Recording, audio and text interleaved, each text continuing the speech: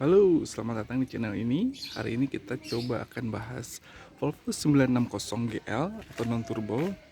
Jadi gue udah beberapa minggu nih pakai mobil ini. Gue akan coba share mengenai apa ya pengalaman gue lah, driving impressionnya, kemudian fitur-fiturnya apa aja, maintenance-nya gimana, worth it nggak buat diambil gitu kan. Dan harganya juga menurut gue cukup apa ya namanya, cukup affordable ya buat fitur dan kenyamanan si Volvo ini. Jadi Volvo ini adalah mobil buatan Swedia tahun 94 yang akan coba kita bahas ini. Jadi yuk kita coba bahas satu persatu. Kita mulai dari eksteriornya. Jadi eksterior ini benar-benar apa ya namanya, platnya itu tebal-tebal banget. Kemudian apa, lampunya masih dari kaca, grillnya khas Volvo. Grillnya itu menurut gue sih cukup ini ya, iconic gitu. Gue sih suka banget sih buat keluaran tahun 1994 ini. Menurut gue sih mobilnya masih dalam kondisi oke banget. Terus coba kita masuk ke interiornya lah ya. Kalau eksteriornya sih kayaknya ya gitulah ya, mature. Coba kita masuk ke interiornya dulu ya. Nah, jadi ini si interiornya itu ada power window, belum auto sih. Kemudian juga electric mirror sama power door lock ya. Nah, si kulitnya ini yang gue suka sih, mostly dari semua apa namanya, semua yang ada di mobil ini gue suka kulitnya. Benar-benar enak gitu ya dipegangnya, diduduknya juga enak. Mungkin kalau di IKEA ini kita beli sofanya dengan kulit kayak gini udah seharga mobil ini kali ya, yang 3 seater gitu kan. Gitu sih logiknya gue aja. Terus dia juga ada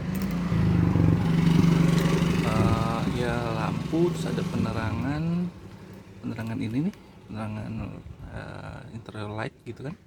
Kemudian ini ada fog lampnya gitu. Coba kita masuk aja ya.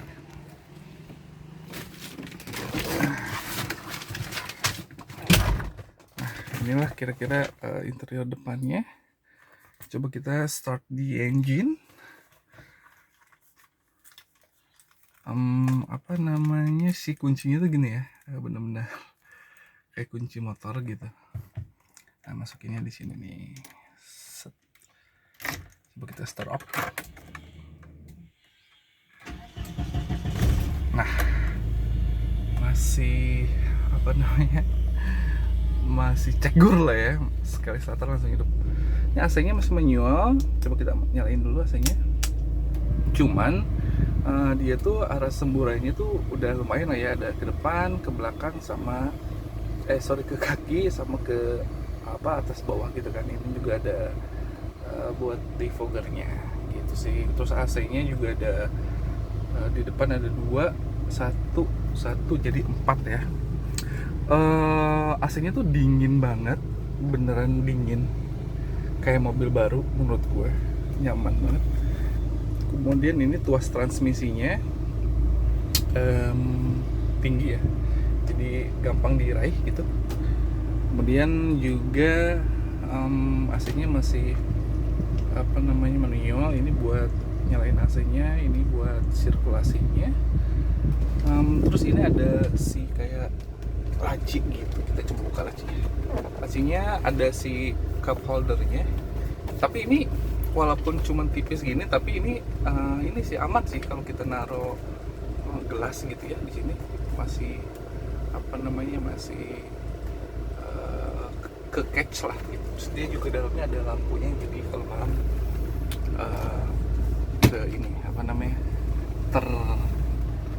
terangi gitu, kira-kira gitu lah. Ini sebenarnya coba kita pencet spion pelaksananya, coba kita pencet. Dan ternyata di sini pas awal gue beli kok gue bilang ditekan-tekan nggak bisa ya, ternyata si klasonya itu yang di sini ya, kayak di apa namanya, di stangnya ini ya. Nah, suaranya nggak terlalu nggak terlalu konyol gitu. Masih ada wibawanya gitu ya.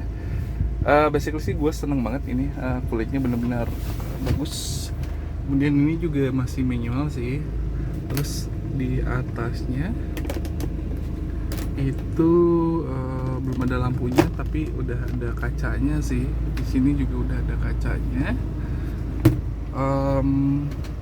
Sebenarnya simpel sih ya. Benar-benar ini glove boxnya nggak terlalu banyak, nggak terlalu gede, space-nya kecil. Cuman emang minim banget si ininya tuh ya,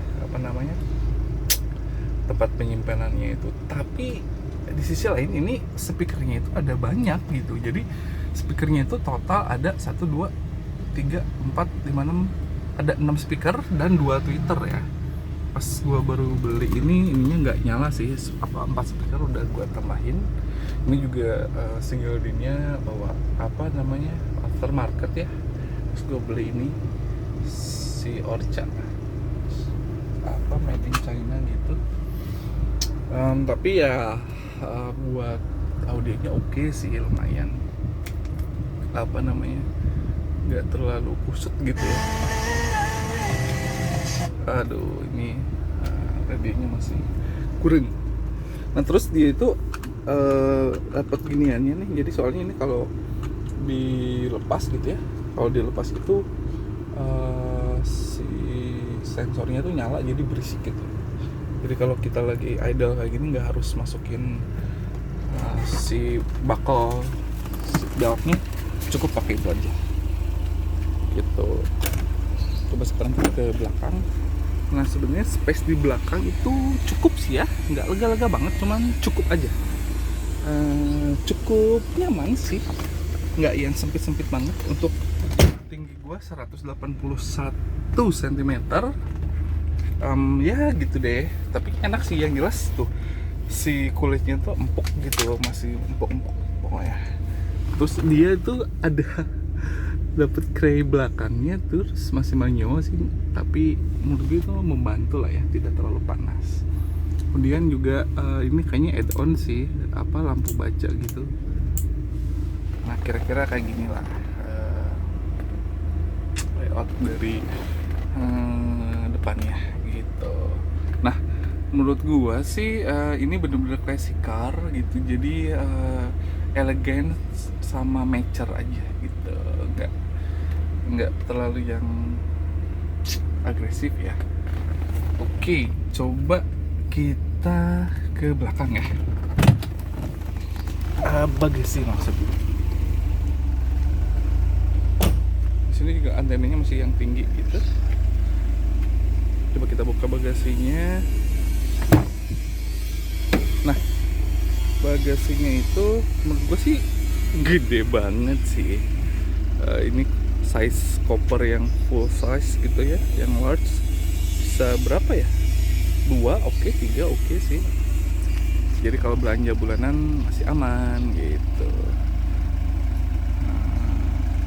Ya lampunya masih halogen semua sih ya. Tapi menurut gue sih bener-bener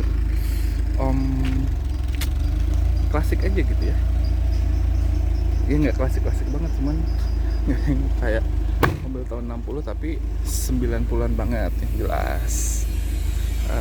Really comfortable to drive gitu sih. Nah coba kita lanjut sharing-sharing di dalam biar agak adem, karena AC-nya dingin banget sih gitu. Itu paling penting. Yang penting kalau beli mobil gua AC dingin, terus juga duduknya enak, terus kalau bisa joknya kulitnya juga kalau bisa masih bagus. Jadi ya yang penting kan dalamnya lah ya empuk gitu. Ini ada asbak yang nggak pernah dipakai kayaknya gitu sih. Nah terus dia itu ada lubang gini ya di sini itu, kayaknya biar ada udara-udara gitu, biar nggak terlalu gerah di leher gitu sih. mungkin sedikit driving experience yang ingin gue share. Jadi beberapa hari lalu gue sempet coba tes ya, sekalian jalan coba bawa ke puncak Bogor gitu. Jadi gue ngisi 150.000 Pertalite, sorry. VV aman sih ya, VV aman, terus juga nggak nambah nggak nambah bensin lagi gitu, karena gue dari daerah Tangerang Selatan. Jadi VV Bogor gue lewat tol Jagorawi, so far sih alhamdulillah aman-aman aja. Terus juga di tol memang karakternya itu kayak gitu ya, kayak Mercy kalau aku gue pernah bawa ya, yang 203. Jadi kalau kita gas kayak kita kick down gitu, nggak bisa yang langsung lari itu. Jadi dia benar-benar dari bawah dulu gitu ya, menyalurkan tenaganya itu, nggak langsung set gitu. Jadi dikit-dikit gitu, tapi ya stabil lah gitu. Kemudian juga maticnya halus menurut gue sih, karena beberapa mobil yang gue bawa tahun 95, 96, 97 menurut gue ini cukup halus dan juga masih bagus, belum lemot. Terus juga nggak ada hentakan yang aneh-aneh gitu, cuman kayak ada perpindahan gigi yang lebih berasa gitulah kira-kira. Nah, kemudian untuk maintenance-nya kemarin gue ganti beberapa parts, yaitu alternatornya buat di depan tuh dinamo alternator sama apa gitu ya. It is quite good price menurut gue, nggak terlalu mahal karena ada di range 700 sampai 900 gitu. Ada 2 item, gue yang satunya lagi lah lupa, itu udah termasuk pasang gitu. Terus kayak gue ganti timing belt, terus juga ganti apa lagi ya kemarin itu ya, ini seal buat di silinder headnya gitu. Itu menurut gue sih hitungannya puluhan ribu ya gitu. Jadi affordable banget ini mobil. Mungkin kalau di pasaran bener-bener tergantung kondisi, jadi tergantung kondisi dan tipe juga. Tapi ya menurut gue sih di range antara 30-an lah ya, 30 something sampai ke, ya kemarin ada juga yang memang jual 80 jutaan karena memang kondisinya benar-benar city mewah gitu. Jadi ya menurut gue sih untuk kondisi mobil tahun segitu ya memang harus sesuai kondisi ya, nggak bisa ikutin pasar gitu kayak mobil Jepang gitu sih. Jadi Swedish car ini first banget sih gue pegang mobil Swedia, dan mulai sangat menyukainya gitu, karena ya lu dapet harga segitu gitu ya. Kalau dengan beli motor masih kepanasan dan cuman bisa bonceng 1, kalau mobil bisa bonceng 3 gitu, sama drivernya 1, terus masih dingin dan juga ada AC-nya ya gitu ya. Terus juga bisa sambil dengerin musik. Menurut gua it's really worth it gitu. Menurut gua sih hot list ya buat yang mau nyobain mobil Eropa tapi dengan budgetnya yang terbatas, tapi bener-bener pengen kenyamanan European. Ini kayaknya wajib deh. Soalnya si kaki-kakinya itu ya, si suspensinya itu bener-bener soft banget gitu ya, nggak yang mungkin kalau terakhir gue pakai yang Eropa misalnya E39 atau D03, ini ada di tengah-tengah lah gitu. Jadi handlingnya juga masih cukup tajam, tapi suspensinya masih enak gitu.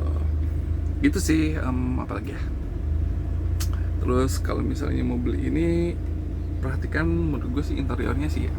Karena interiornya itu kalau di pasaran ya sekarang banyak yang agak-agak mulai getas gitu ya, terutama untuk kulit-kulitnya sih gitu. Nah kemarin beberapa juga gue lihat sih memang kondisinya nggak cukup sulit ya gue mendapatkan yang dengan kondisi seperti ini gitu. Gue sih cukup puas lah so far.